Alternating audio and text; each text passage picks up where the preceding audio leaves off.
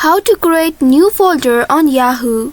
Hello and welcome back to our YouTube channel How to Tutorials. In today's video, I'm going to show you how you can create a new folder in Yahoo Mail. To do so, first of all, you'll need to open any web browser on your device and in the search bar type in yahoo.com. Once you have entered this keyword, press the enter button of your keyboard to search for it. Within a while, you will be taken to the official website of Yahoo. Here make sure you are logged into your Yahoo Mail account. Once you are logged into your account, you will land on this home page. Here at the top right, you will be able to see the envelope icon. Click on this icon and after that you will be able to see this page on your screen. Once you reach to this page, here from the left side menu you will be able to see different options.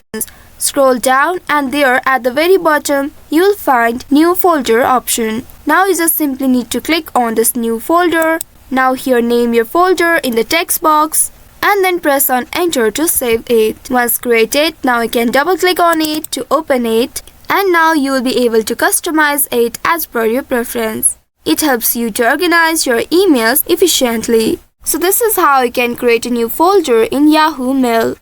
I hope this tutorial was helpful.